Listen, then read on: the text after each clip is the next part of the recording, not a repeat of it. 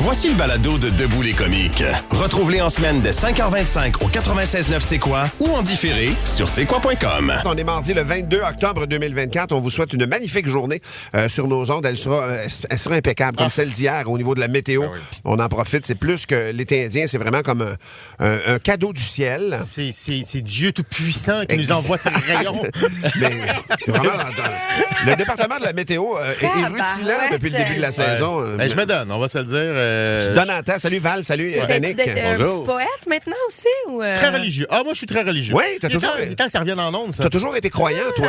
D'ailleurs, à 7h moins 15 ce matin, on fera le chapelet. Étienne et moi. Moi, c'est la religion catholique. Les autres, je m'en tabarnak. Ah non, c'est clair. C'est clair. Toujours un peu en asti, toi. Exactement. Le religieux est jamais très loin. Et on annonce, on va faire une activité, gang. On va aller faire une prière dans la rue. Ah, ça, c'est le fun, ça. Ah ouais, tout le monde au coin. Faisiez-vous ça a ça l'air- dans le temps? Ou... Ben non, mais on va le faire là. Ça a l'air que c'est en mode. On a le droit de faire des prières dans la rue maintenant. Ouais. Il y en a plein. Il y en a Pourquoi plein à Montréal. Pourquoi on aime pas? ça. On aime ça. Ben oui, tout le monde.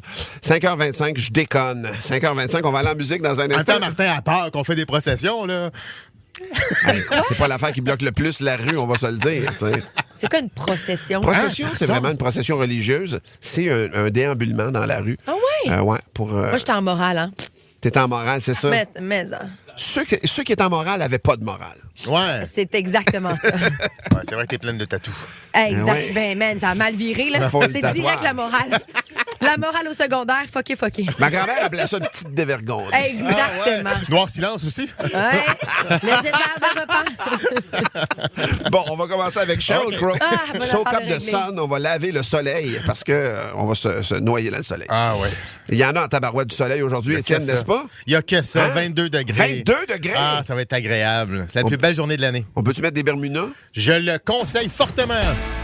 Les gens sont un peu fâchés, j'ai l'impression, sur la Rive-Sud. Soyez patients, on est avec vous autres. ouais, Le pont Jean-Cartier qui est tabarnouche. bloqué. Michel vient de le reconfirmer encore. Circulation qui est problématique sur la Rive-Sud, Ouais. direction Montréal.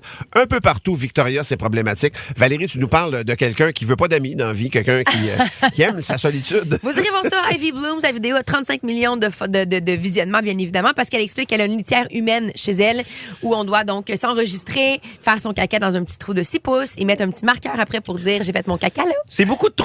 C'est quand même Je vais beaucoup. attendre chez nous. Mais elle dit Exact. que c'est pour l'environnement qu'elle fait ça. Ah, elle fait ça pour l'environnement. Elle est très intense, Son environnement est désertique. Il y a Bianca de Vaudreuil qui est là. Salut, Bianca. Oui, salut! Toi, Bianca, ta famille est intense, c'est ça? Ben, en fait, moi, je trouve pas qu'on est si pire que ça, là, comparé à l'autre dame. Mais les gens disent qu'on est quand même intense quand ils viennent à la maison. Mais nous, on a, en fait, du papier de toilette lavable depuis 2020. OK. On avait switché finalement quand on a eu des enfants. On a 3 jeunes garçons. Fait qu'on avait déjà utilisé les couches lavables et tout ça. Puis après ça, on a switché tout ce qui est justement, c'est plus salle de bain. Puis qu'on a comme une poubelle à couches, toilettes lavables et tout ça. Fait qu'on avait pris, dans le fond, papier de toilette lavable. On a pris des vieux pyjamas qu'on a fait en flanelle. Fait que c'est super doux. Puis on les lave 2-3 fois par semaine. C'est pas tant intense. Puis là, on a tout lavable finalement. Fait que les papiers de toilette, les couches, les mouchoirs, les serviettes sanitaires, les bobettes de menstruation. Fait qu'au moins là-dessus, il y a quand même un côté écologique là, pour... Est-ce que vous avez un bidet? On avait un bidet, oui, on OK. a un bidet pour les numéros 2. Fait qu'on s'entend que ça rince. Fait qu'il n'y a Ouais, pas c'est grand-chose qui reste tu sais, Ben ouais. sur le papier de toilette. Là. OK. C'est intéressant, moi, j'en C'est intéressant. Vous le lavez vous-même, donc vous vous occupez de tout ça à la maison. Exactement. On a un wet bag qu'on appelle. OK. Là. C'est un truc qui garde, puis on lave ça 1 à 2 fois par semaine. Puis, sincèrement, là, nos fesses se portent très bien depuis 2020. Là, comme, quand on va ailleurs, on est comme, il me semble que c'est pas confortable. Ben, c'est clair, c'est clair. Merci beaucoup, Merci. Bianca. C'est intéressant quand même. Il y en a Ouais, plusieurs. Il y en a vraiment. plus qu'on pense qui font ça à bord de ça. Mais oui, il y a d'autres gens qui réagissent à la messagerie. Il y a Sam de Blainville qui dit « Le chum, à la meilleure amie de ma blonde, refuse de tuer les mouches à fruits pour lutter contre le mauvais traitement des êtres vivants. Il essaie de les capturer puis de les relâcher. Puis le pire, c'est que moi, je suis quand même un peu de même. Là. Genre, les bébites chez nous, j'essaie, si je peux, de les attraper puis de les sortir. Mais une mouche à fruits, à un moment donné, tu te bats Ouais, contre un c'est grain ça. d'air. Moi, c'est fini, là. Come on, là. Ouais, moi, je veux la faire souffrir. Il va mettre son cou Il y a Nicole sur la messagerie qui dit « Ma sœur, quand elle gardait mes enfants, quand elle allait à la toilette, c'était juste 2 carrés de papier Oh my God. chacun. » Ah ouais. Ça, c'est le fun, mais ça peut te maganer des doigts. Tu peux pas. C'est un travail de précision, on va se le dire. On va aller en musique tout de suite. C'est Caïn qui chante L'amour du jour. Et dans un instant, c'est ta zone, mon cher Étienne. Absolument. Étienne, tu lâches pas le morceau. En fait, ce show-là, c'est à toi. Maintenant, c'est à moi. Ouais. J'anime un show de radio à la télé, à la radio. C'est Salut, bonjour. C'est tout? Ah oui. Hey, tout le monde connaît ça. Tout le monde sait où je m'en vais. Tout le monde sait qu'il va y avoir du fun.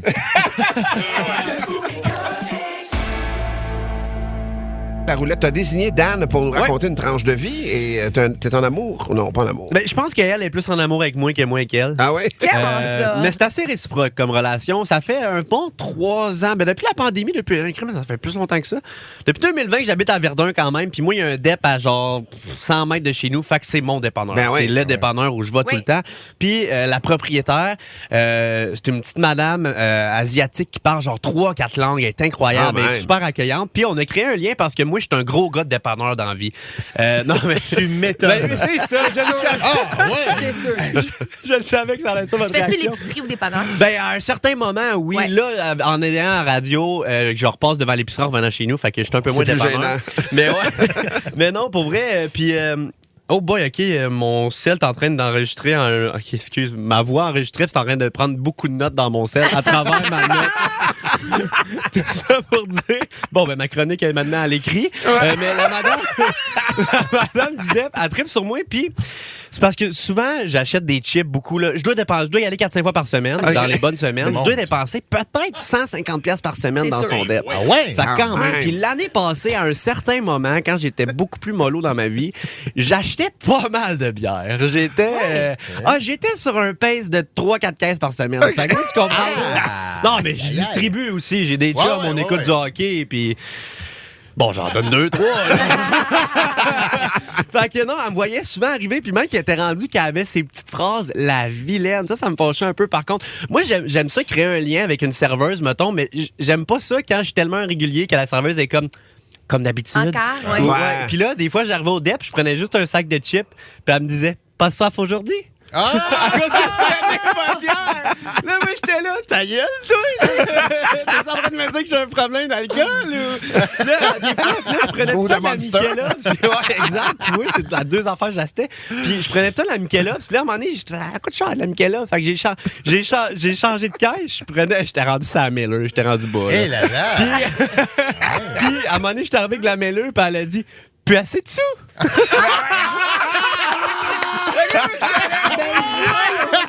Là, j'étais comme, non, là, ma relation avec la madame du DEP est rendue trop loin. Mais là, pour vrai, je sais qu'elle m'aime, puis je suis vraiment souriant comme client. Je pense que je suis un client le fun à avoir. J'achète tout le temps la même affaire, je suis récurrent, je dépense de l'argent, puis tout le temps, bonne journée, bonne fête de journée, comment ça va? Puis je pense qu'il n'y en a pas beaucoup de même. Et là, l'année passée, moi, j'étais allé à Big Brother. Pendant T'étais plus 82 jours de temps. Man, elle était sûre que j'étais mort. Oh. Quand j'ai réapparu dans le DEP au bout de 82 jours pour aller m'acheter une caisse de Michelob's, elle m'a demandé « T'étais où? » T'étais où? Et là, t'essaieras d'expliquer à une madame qui a une barrière de langue. J'étais à une télé-réalité. Ah ouais?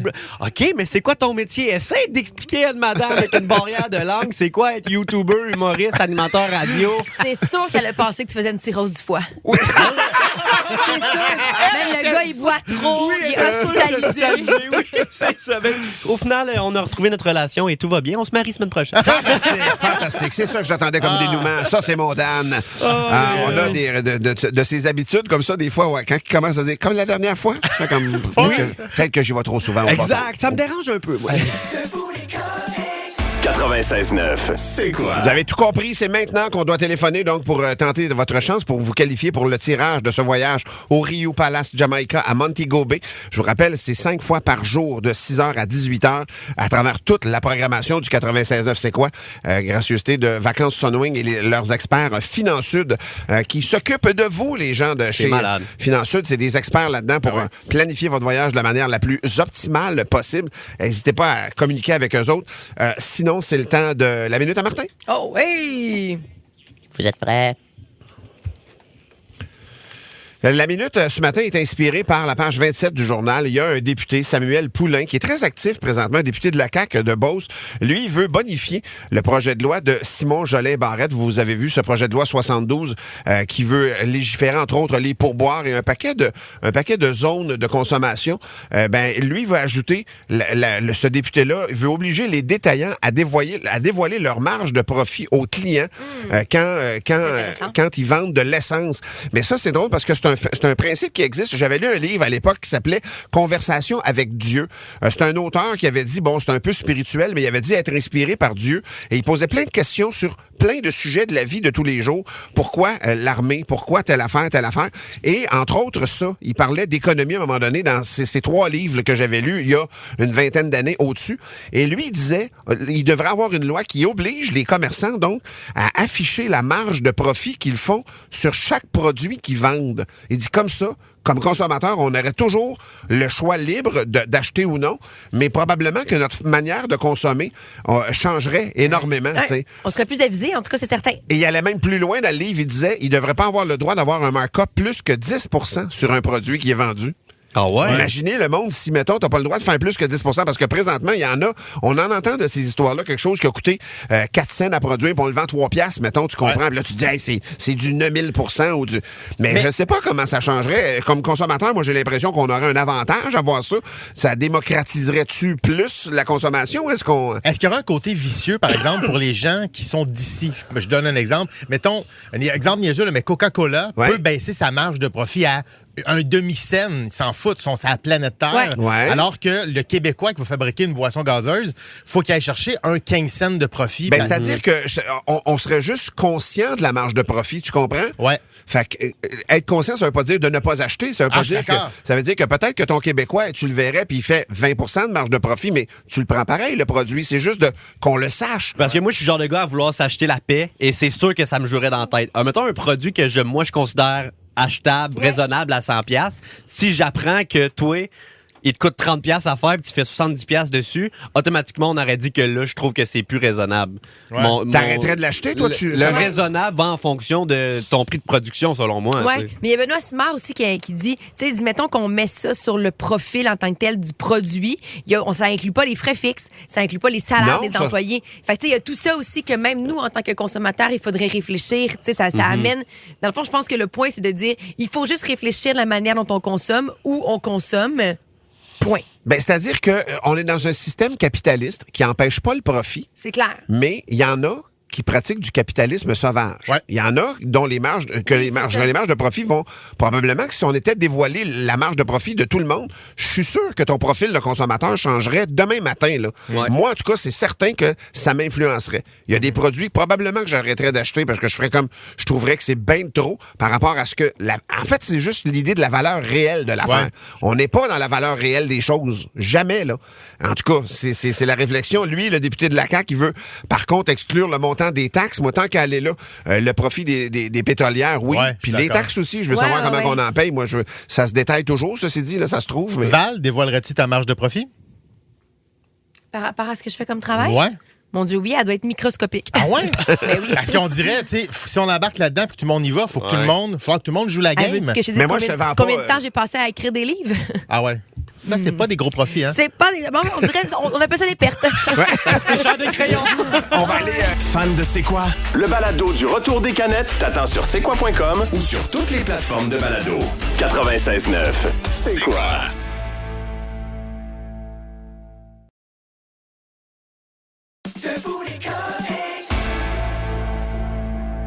Ah, c'est Debout les câbles et on commence ça tout de suite avec un homme qui se fait arrêter par un policier, désolé, mais très arrogant.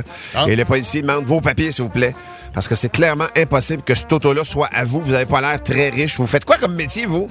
L'homme, il répond, je suis chirurgien, moi, j'agrandis des trous de cul. Ah, ouais? Mon Dieu, on est censé faire ça comment?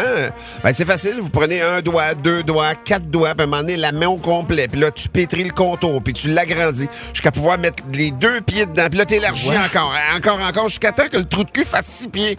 Mon Dieu, le policier est surpris. Qu'est-ce qu'on fait avec un trou de cul de 6 pieds? On lui donne une badge puis un fusil. Aïe, Oh, Martin! C'est une longue explication. T'es mieux de suivre le code de la route au retour. Il n'y a aucun problème. C'est pas moi, c'est une joke, là. Arrêtez. Hey, pas de moi, là. Un matin, moi, je suis dans une petite joke de blonde. Oui. On est tombé là-dessus. C'est une blonde qui appelle son chum à pleurs. Elle est débinée. D'une tristesse inconsolable, elle dit « Mon amour, je suis pas capable de faire mon nouveau casse-tête de tigre! » Fait que là, c'est censé être facile. Ça a boîte, c'est écrit un vrai régal pourtant. Fait que son chum, il dit « Attends, mon amour, là, je vais arriver à la maison puis on va remettre toutes les Frosted Flakes dans la boîte. » Je vous raconte l'histoire d'une femme qui rencontre un tueur à gages. Lui, il charge 5000 $ la balle tirée. Elle dit, écoute, c'est simple, mon chum est en train de me tromper avec une femme. Fait qu'avec ton fusil, je veux que tu prennes une balle, que tu lui fasses exploser le pénis et que tu mettes une autre balle dans la tête de sa maîtresse. C'est palais. 2 balles. Fait que les deux s'installent à une fenêtre où on peut apercevoir les deux amants en pleine relation sexuelle. T'sais. Fait que le tueur il s'installe avec son fusil longue portée et il regarde dans sa lunette pendant de longues minutes. La femme s'impatiente et elle dit, ben voyons, qu'est-ce que tu fais, man? Le tueur répond, attends juste une petite minute, je pense que je peux te faire économiser 5000.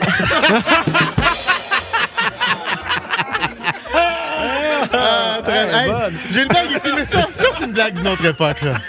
Ouais, je pense qu'on va retourner dans le temps. Voilà! Alors, quelle est la différence entre un meurtrier et un homme qui vient de faire l'amour? Aucune! Les deux ne savent pas comment se débarrasser du corps! Et là là! En douceur! J'ai eu un frisson dans tout mon corps. Ouais. C'est ça la radio, hein? C'est des émotions! Avec le retour des chauffages et de l'air sec dans les maisons et à la job, on dirait que c'est aussi le retour des feux sauvages. Et ce matin, on en parle avec le doc Ben Soussan. Salut, Michael. Bon matin, la gang. Michael, on commence ça avec des questions en rafale. Oui, absolument. Tu réponds courtement, puis on rallongera par la suite. Courtement. Les feux sauvages, c'est toujours l'herpès, oui ou non? Oui, c'est toujours l'herpès, mais c'est pas. Il y a 2 herpès. Est-ce que c'est le même herpès que pour une ITS, oui ou non? Oui puis non. La plupart du temps, non, mais ça peut. OK. Est-ce qu'on peut attraper un feu sauvage autrement que par un contact direct, genre sur une fourchette ou encore sur de la nourriture? Non. Mais alors. La réponse est non. Non. Mais un contact direct proche avec de la salive, oui. Si tu bois un coca à la paille et que tu as du feu sauvage, puis tu passes ta paille à ton voisin, je pourrais le pogner. Oui, là tu peux. Mais sur la nourriture, non. OK, parfait. Est-ce que le stress, la fatigue et la sécheresse peuvent causer des feux sauvages? Full, entièrement, 100% oui. Oui. Ça devient comme un milieu propice. 100%. L'immunodépression liée au stress est un facteur reconnu. OK.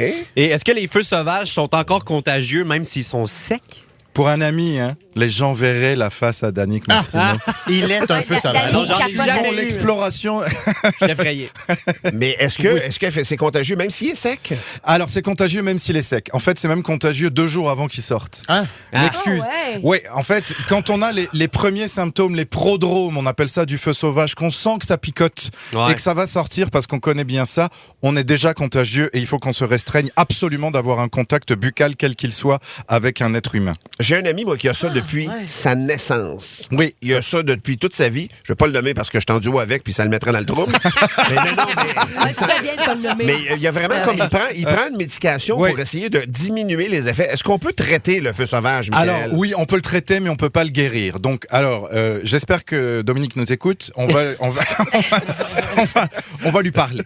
Alors, en fait, le feu sauvage, donc, comme on disait tantôt, ça vient de l'herpès. Herpès simplex virus, HSV. Il y a l'herpès simplex virus 1 et le 2. Le 1 donne plutôt le feu sauvage parce qu'il donne plutôt les éruptions d'herpès du haut du corps. Et le 2 donne plutôt les éruptions du bas du corps. C'est vrai que la transmission se fait vraiment par contact. Donc, le HSV1 se transmet beaucoup plus par les baisers, qu'ils soient sur la joue, sur la bouche ou ailleurs. D'où la possibilité d'avoir du HSV1 dans le bas du corps. Ceux qui me suivent auront compris le mode de transmission. Et le HSV2 va plutôt apparaître sur l'appareil génital, mais pour les mêmes raisons, à l'inverse que ce qu'on vient de dire, peut apparaître sur le bord de la lèvre. On appelle ça un bouton de fièvre la plupart du temps, mais c'est aussi le feu sauvage. L'herpès labial, en fait, on appelle ça un bouton de fièvre parce que ça a beaucoup tendance à sortir, comme on le disait, quand on a une fièvre. Okay. Un virus, quel qu'il soit, la grippe, etc., ça va sortir. Bon.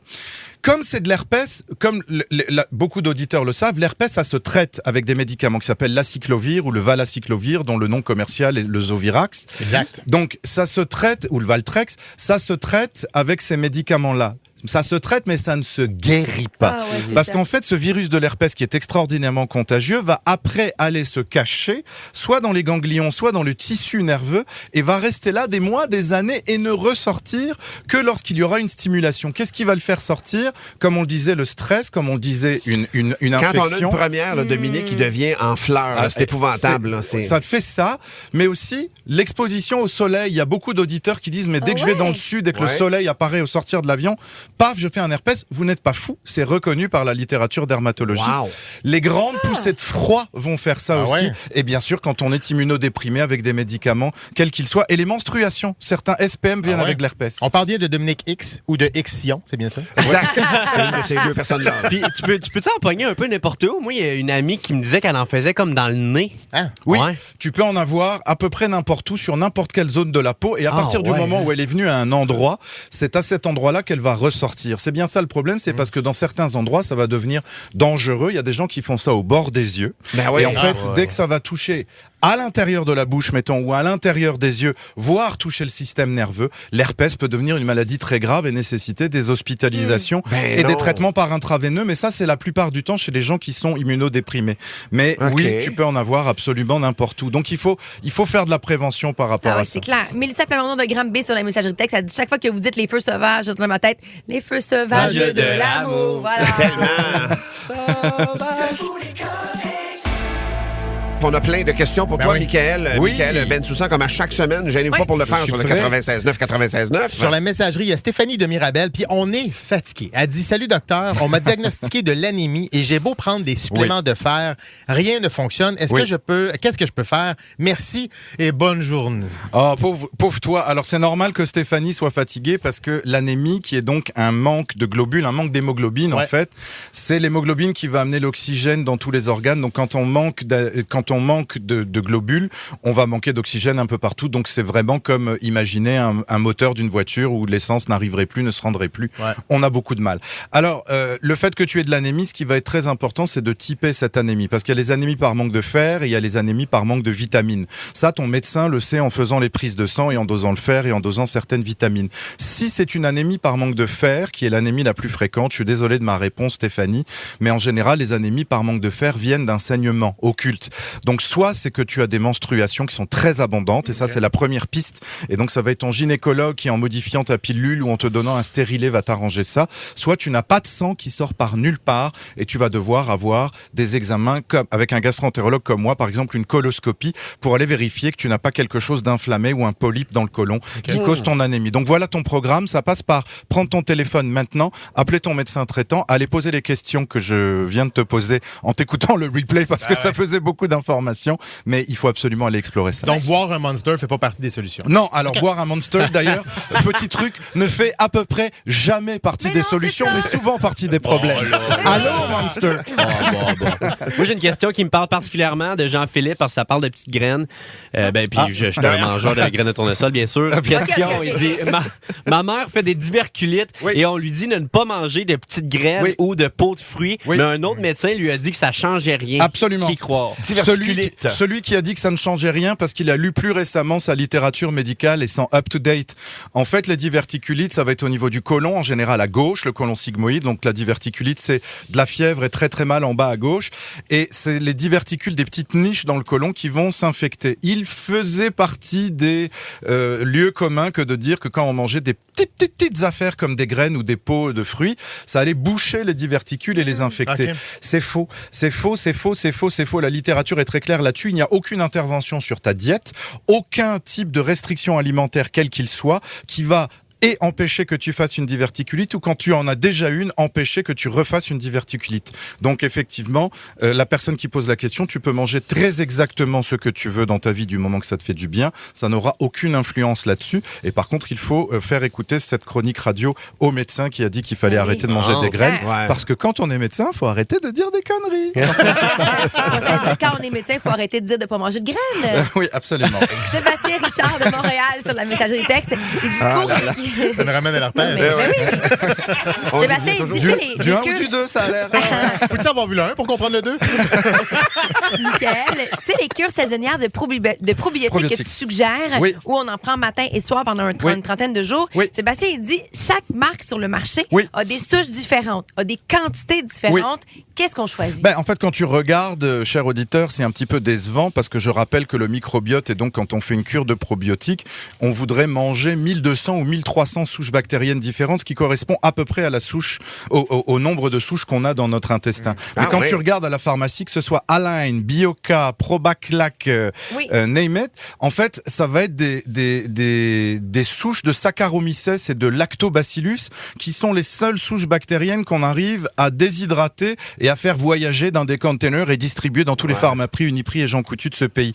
Donc en fait, c'est pas mal bonnet blanc et blanc bonnet, c'est plutôt décevant par rapport à ce qu'on voudrait. Mais c'est mieux que rien et je le conseille quand même. Donc mon petit conseil est de dire, regarde le probiotique où il y a le plus de souches bactériennes différentes et regarde le probiotique où il y a le plus de milliards de bactéries. Et donc celui dans ta pharmacie qui va être le plus riche sera probablement celui qui est le plus proche de ce qui va être le plus efficace pour le but recherché.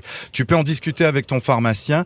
Honnêtement, j'ai pas de préférence tant qu'il y a des milliards et des milliards de bactéries. 2 fois par jour pendant 1 mois. Michael, merci infiniment d'être venu nous visiter. Et là, Michael, tu t'en vas partager la réalité de milliers de nos auditeurs. Tu vas aller vers la rive sud. Oui.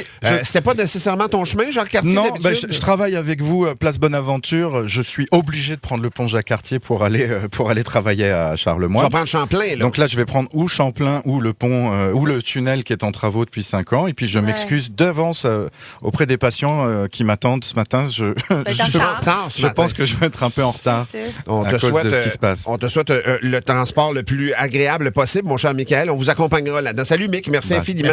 On a besoin de quelqu'un pour jouer à la guerre des crampes. Donc, c'est au téléphone qu'on fait ça, 790-2564. Chaud-moi dans la question, mon Marc. La question, mon cher Danick, c'est nomme quelque chose qu'on a tendance à remettre à plus tard. Oh boy. Oh oui. C'est-tu facile, Étienne? Ouais, j'en ai 15-20. C'est ça, j'ai comme une liste de 100.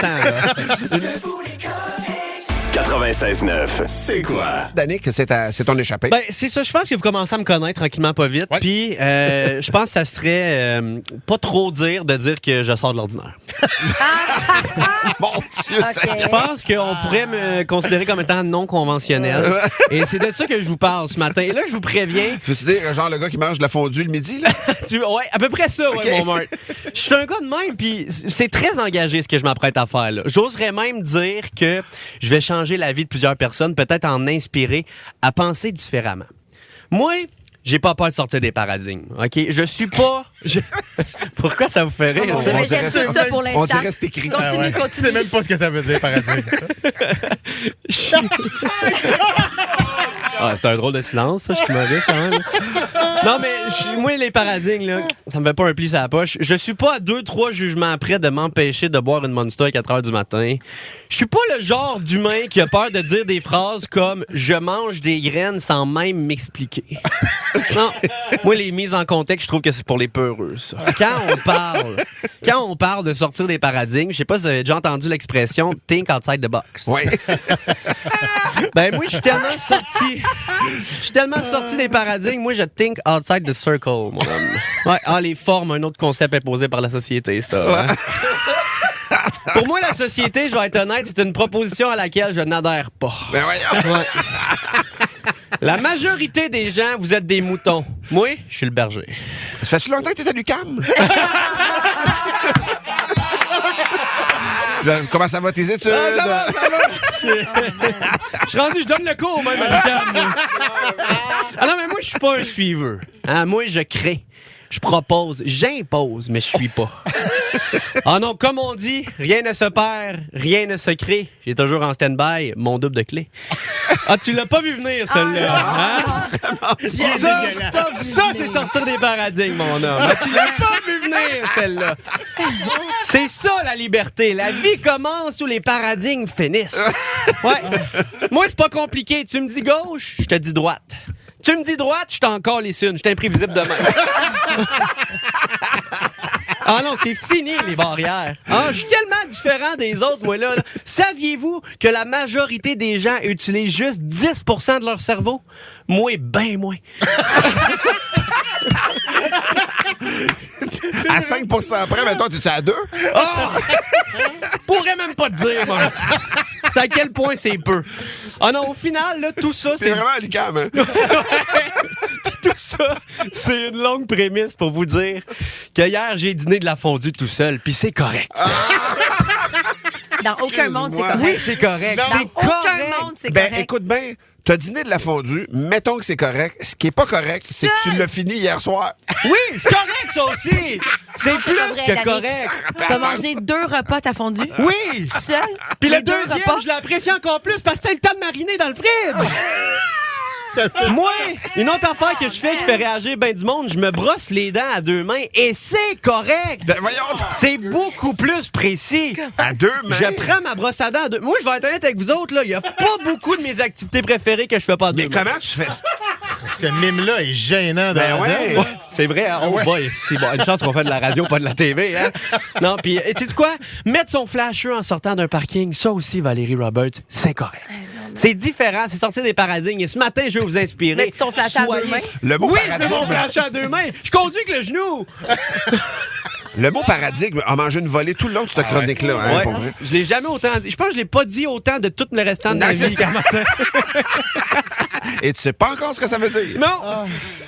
Ah, il y a Non, mais je suis Patrice- quelqu'un d'inspirant, pareil. Il y a hein. Patrice de Mirabel qui dit Danick parle comme s'il était le genre à grimper dans la structure du pont Jacques-Cartier pour faire valoir sa cause. Non, moi, contraire, la structure me grimpe dessus. C'est ça, sortir des paradigmes. On a un débat ce matin, ma chère Valérie, que tu vas installer tout de suite. Je le trouve absolument fascinant, ce débat-là. Il est dans la presse. C'est CNBC qui a sorti le texte original en anglais et qui parlait de la nouvelle génération dans le marché du travail.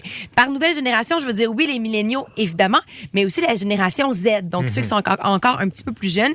Moi, je suis milléniale. Toi, Danick, tu dois être un Z, hein? Ah, moi, je dois être après Z, là. Je suis des jeunes, moi, là. Non, mais je me mélange tout le temps, milléniaux. Moi, je suis comme C'est assez Z. sans, ouais. Ouais, je pense C'est que c'est Z. Z. Et donc, les Z et les milléniaux sont les générations qui ont grandi avec les réseaux sociaux et plus particulièrement avec les boutons j'aime, Ouais. avec OK. les boutons Like. s'abonner, like, tout ça. Ce qui fait en sorte que sur leur lieu de travail, ça a été prouvé par CNBC que les Z et les milléniaux